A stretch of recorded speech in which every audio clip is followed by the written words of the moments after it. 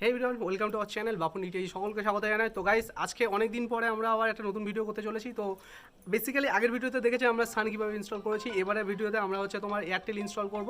কীভাবে আপনারা Airtel dish install করতে হয় প্রথম থেকে লাস্ট পর্যন্ত দেখতে চলেছি। চলুন বন্ধুরা, শুরু করা যায়। Let's go started.